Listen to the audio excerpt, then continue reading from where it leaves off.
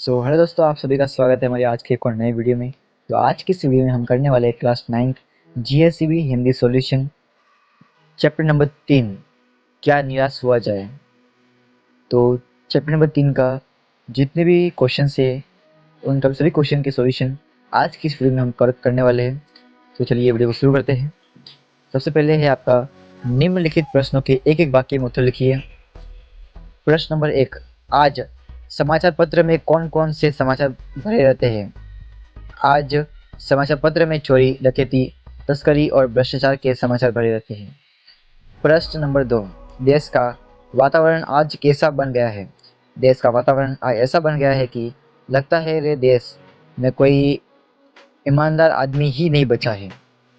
प्रश्न नंबर 3, भारतवर्ष ने किसको अधिक महत्व नहीं दिया है। भारतवर्ष ने भौतिक वस्तुओं के संग्रह को अधिक महत्व नहीं दिया है। प्रश्न नंबर 4, मनुष्य के मन में कौन कौन से विचार है। मनुष्य के मन में काम, क्रोध, लोभ, मोह आदि विचार है। विचार है। प्रश्न नंबर 5, भारतवर्ष किसको धर्म रूप में देखता आ रहा है। भारतवर्ष कानून को धर्म के रूप में देखता आ रहा है। प्रश्न नंबर 6, बस कंडक्टर क्या लेकर लौटा था। बस कंडक्टर खाली बस लेकर तथा लेखक के बच्चों के लिए पानी और दूध लेकर लौटा था। अगला है निम्नलिखित प्रश्नों के दो दो वाक्यों में उत्तर दीजिए।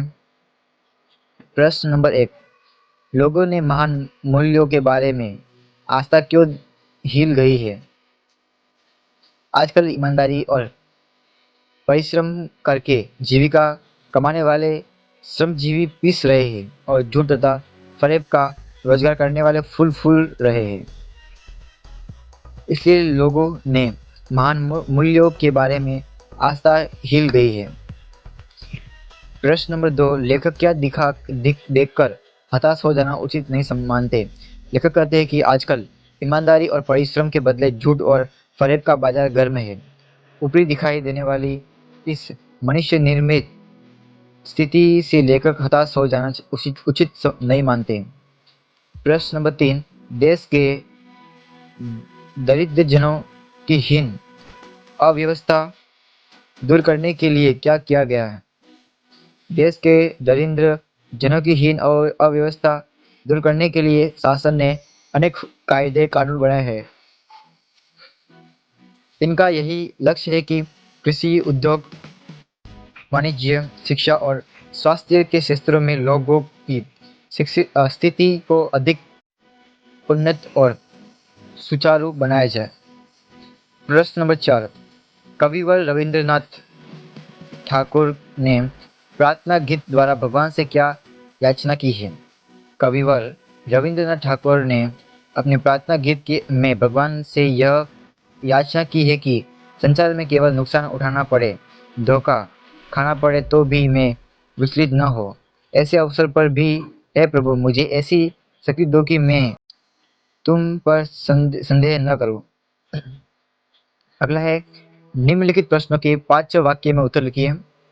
प्रश्न नंबर 1, लेखक का मन क्यों बैठ जाता है। उत्तर, हमारे देश के अखबार चोरी, डकैती, तस्करी और भ्रष्टाचार के समाचारों से भरे रहते हैं। राजनीतिक दल एक दूसरे पर आरोप प्रत्यारोप लगाते रहते हैं। ऐसा लगता है कि देश में कोई ईमानदार ही नहीं रह गया। लोग हर व्यक्ति को संदेह की दृष्टि से देखते हैं। जो जितने ऊंचे पद पर है उनमें उतने ही अधिक दोष दिखाए जाते हैं। सब अपने अपने स्वार्थों में लिप्त हैं। देश के हित की बातें बहुत कम हो रही है। देश और समाज की ऐसी दशा देखकर लेखक का मन बैठ बैठ जाता है। प्रश्न नंबर 2, भारतवर्ष को महान मानव समुद्र क्यों कहा गया है। भारतवर्ष एक प्राचीन और विशाल देश है। सदियों से यहाँ अनेक जातियां और यही बस गई। विदेशों से अनेक धर्मावलंबी यहाँ आए और यही के होकर रह गए। इस प्रकार भारत आए और द्रविड़ हिंदू और सॉरी इस प्रकार भारत आर्य और द्रविड़ हिंदू और मुसलमान, यूरोपियन और भारतीय आदेशों की मिलन भूमि है। भारतीय सभ्यता में विदेश से आए सभ्यताओं का भी प्रभाव है। यहाँ की संस्कृति में विदेशी संस्कृतियाँ घुल मिल गई है। भारतीय समाज में देश विदेशी तरह तरह के लोग आए और समा गए हैं, इसलिए भारतवर्ष को महामानव समुद्र कहा गया है। प्रश्न नंबर 3, धर्म को भारतवर्ष में श्रेष्ठ क्यों माना गया है? शासन और समाज की सुख सुविधा के लिए सरकार तरह तरह के कानून बनाती है, लेकिन भारतवर्षियों की दृष्टि में धर्म कानून से बड़ा है। धर्म के कारण ही अब भी सेवा, सच्चाई, ईमानदारी और आध्यात्मिका आदि बने हुए हैं। धर्म के भय से मनुष्य झूठ और चोरी को गलत समझता है। धर्म बुद्धि के कारण ही लोग दूसरों को पीड़ा पहुंचाना पाप मानते हैं। धर्म बुद्धि ही लोभ, मोह, काम, क्रोध आदि विकारों पर स्वयं रख सकती है और निकृष्ट आचरण करने से रोकती है। इसलिए धर्म को भारतवर्ष में श्रेष्ठ माना गया है। प्रश्न नंबर 4, कंडक्टर ने अपनी ईमानदारी कैसे बताई? एक बार लेखक सपरिवार बस यात्रा कर रहे थे।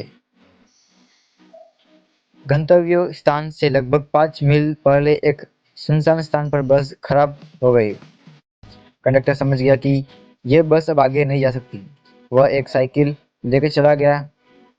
उस समय रात के 10 बजे थे। यात्री बस ड्राइवर पर अपना क्रोध उतारने लगे। लेखक के बच्चे भोजन और पानी के लिए व्याकुल थे। यात्री ड्राइवर को मारने के लिए तैयार हो गए। ठीक उसी समय बस कंडक्टर एक खाली बस लेकर आया।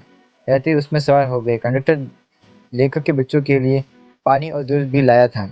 इस तरह बस कंडक्टर ने अपनी ईमानदारी और सज्जनता बताई। अगला है मुहावरे का अर्थ देकर वाक्य में प्रयोग कीजिए।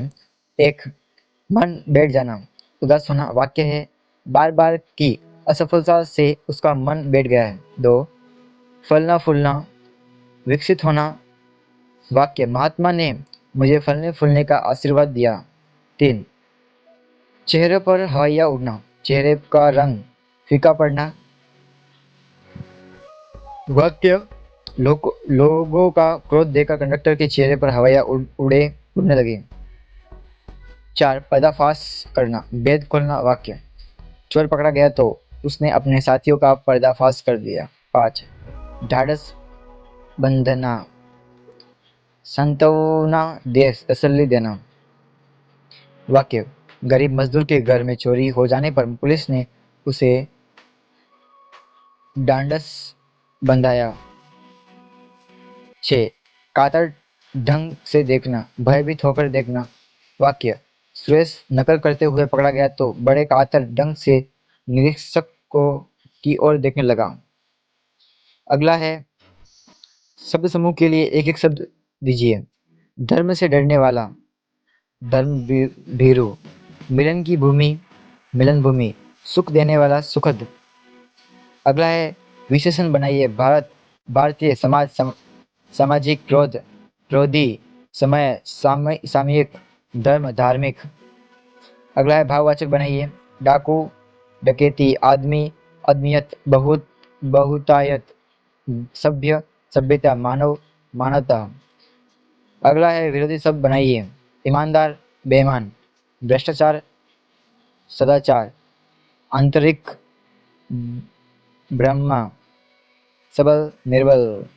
तो यहाँ पे हमारे चैप्टर नंबर 3 के जितने भी सॉल्यूशन से, क्वेश्चन आंसर से जो भी है सॉल्यूशन, वो सारे इस वीडियो में कंप्लीट होता है। अगर आपको ये वीडियो पसंद आई हो तो वीडियो को लाइक करना और अगला चैप्टर या फिर अगला सब्जेक्ट कौन सा चाहिए आपको नीचे कमेंट जरूर बताना। और चैनल पर नए हो तो चैनल को सब्सक्राइब कर देना। इसी तरह की आपको सॉल्यूशन की वीडियो मिलती रहेगी। और अगर आपको ये PDF चाहिए तो हमारे टेलीग्राम चैनल को ज्वाइन कर देना। टेलीग्राम चैनल की लिंक आपको इसी वीडियो के डिस्क्रिप्शन बॉक्स में मिल जाएगी। तो चलिए मिलते हैं किसी अभी नई वीडियो में, तब तक के लिए गुड बाय।